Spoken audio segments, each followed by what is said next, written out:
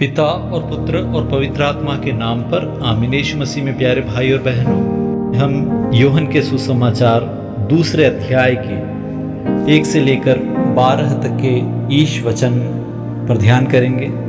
वहाँ पर हम ये देखते हैं कि काना के विवाह भोज में प्रभु पानी को, जो कि शुद्धिकरण के लिए रखा गया था, उन पानी की 6 मटकों में था, उन्हें प्रभु अंगूरी में बदलते हैं, जो कि एक बहुत ही बड़ा चिन्ह है और यूहन्ना के सुसमाचार में सबसे पहले दिखाया जाने वाला एक चिन्ह है, बड़ा चमत्कार है, जिससे कि ईसा मसीह कौन है, क्या है और किस लिए वो इस दुनिया में आए, सब कुछ इस चिन्ह में अभिव्यक्त होता है।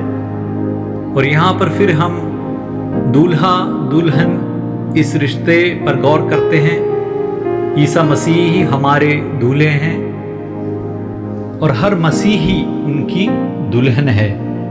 सबसे अंतिम ग्रंथ प्रकाशन ग्रंथ में भी हम यही देखते हैं कि स्वर्ग में सिर्फ एक ही दूल्हा है, वह ईश्वर का मेमना अर्थात ईसा मसीह हैं, और दुल्हन वही हैं जो कि मुक्ति प्राप्त कर चुके हैं, कलीसिया के अंग हैं, जिन्हें प्रभु ने अपना बना लिया है, अर्थात संत।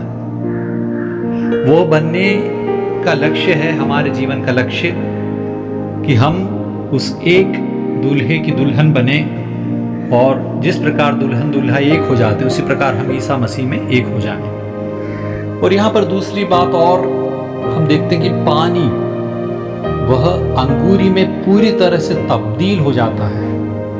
और अंगूरी पानी नहीं है, अंगूरी H2O नहीं है, पानी का स्वभाव ही बदल गया है, पानी पूरी तरह से बदल गया है। तो उपवास और परहेज के इन दिनों में, इन व्रत के दिनों में हमें भी पूरी तरह से बदलना है, एक नया इंसान बनना है, हमारी सोच को बदलना है, हमारे मन में बदलाव आना है, हमारे दिल में, हमारे शरीर में, हमारी आत्मा में बदलाव आना है। क्या बदलाव आना है? हमें ईसा मसीह का स्वभाव, ईसा मसीह का रूप, ईसा मसीह का भाव, सब कुछ धारण करना है। गलातियों के नाम संत पौलुस के पत्र के 4 अध्याय के 19वें वाक्य में भी हम यही पढ़ते हैं कि मसीह का स्वरूप हमें आना चाहिए। जिस प्रकार एक बच्चे का जन्म होता है माँ की कोख में, 9-10 महीने लगते हैं जब पूरी तरह से वह भ्रूण एक मनुष्य बने, और उसके पैदा होने के बाद भी धीरे धीरे धीरे धीरे बढ़ते जाते हैं, ताकि सोच सके, समझ सके, फैसला ले सके, प्यार कर सके। तो ये बदलाव अंत तक होते रहता है, हम आगे ही बढ़ते जाते हैं, आगे बढ़ते जाना है, आगे बढ़ते जाना है। उसी प्रकार ईसा मसीह का स्वरूप बपतिस्मा के अवसर पर हमारी आत्मा में एक भ्रूण की तरह आया है, और हमारे मरने के समय तक हम आगे ही बढ़ रहे हैं। और जब हम पूरी तरह से ईसा मसीह का स्वरूप धारण कर लेते हैं, जब हम ईसा मसीह खुद बन जाते हैं, तभी हम स्वर्ग में पहुंच पाते हैं। तो कुछ लोग अपने जीवन काल में ही, अपने जीवन के अंत में पूरी तरह से ईसा मसीह की तरह बन जाते हैं प्रभु की कृपा से, जैसे कि पवित्र कुमारी मरियम। तो वो तुरंत ही मृत्यु के बाद ही स्वर्ग में प्रवेश करते हैं। तो जब तक हम ईसा मसीह नहीं बनेंगे, तब तक हम स्वर्ग में नहीं पहुंच पाएंगे। और कुछ लोग मृत्यु के समय पर उस स्वरूप पाने के लिए, उस स्वभाव को धरने के लिए, स्वरूप को धरने के लिए अग्रसर हैं, लेकिन थोड़ा और समय उन्हें लग सकता है। इसे ही हम परगेटरी कहते हैं, या शोधन का जगह या अवस्था, जिसमें मृत्यु के बाद भी आत्मा में कोई बदलाव तो नहीं, लेकिन कुछ फैसला, नया फैसला तो नहीं, पश्चाताप तो नहीं हो सकता, लेकिन ये आत्मा ईसा मसीह के स्वरूप में और आगे बढ़ती है। और जब वो स्वरूप पूरा होता है, तब शोधन स्थल से यह आत्मा स्वर्ग में प्रवेश करती है। तो इसलिए हमारे जीवन में हमें हमेशा इसी लक्ष्य से जीना है कि हमें ईसा मसीह का स्वरूप धारण करना है, हमें ईसा मसीह बनना है। हमारे सोच विचार में, हमारे देखने में, हमारे हर कार्य में। तो वही सब हमें याद दिलाने वाला एक विशेष समय है ये 50 दिन का व्रत। इसलिए हमें प्रार्थना करना है, परहेज करना है, दान धर्म करना है, अपने स्वभाव में एक बदलाव लाना है।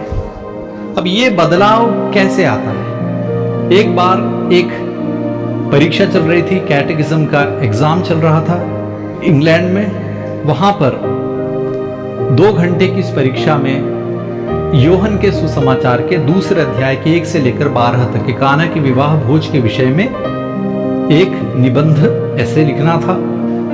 और वहां पर एक बच्चा ऐसा था, बायरॉन जिसका नाम था, वह कुछ भी नहीं लिख रहा था। 1-1.5 घंटे तक ऐसे ही सोच रहा है। और जब 2 घंटे पूरे होने को आए तब एग्जामिनर, परीक्षक उनके पास आता है और बोलता है कि यदि तुम कुछ नहीं लिखोगे तो तुम फेल हो जाओगे। सब लोग लिख रहे हैं, सिर्फ तुम एक शब्द तक तुमने अभी तक नहीं लिखा है। तब उस बच्चे बायरन ने सिर्फ और सिर्फ एक वाक्य लिखा, और इतना अच्छा वाक्य था कि उससे गहरा वाक्य इस विषय में अभी तक किसी ने नहीं लिखा है। वो इतना बड़ा क्लासिक बन गया। उसने क्या लिखा था? उसने सिर्फ ये लिखा, water met its creator and blushed। अर्थात पानी ने अपने बनाने वाले, अपने सृष्टिकर्ता को देखा और शर्मा गया। जब दुल्हन दूल्हे को देखती है तो शर्मा जाती है और शर्म से उसका मुंह लाल हो जाता है। उसी प्रकार पानी ने जब अपने सृष्टिकर्ता को देखा तो वो शर्म से लाल हो गया और वह अंगूरी में तब्दील हो गया। तो ये है काना के विवाह भोज का एक बड़ा चमत्कार।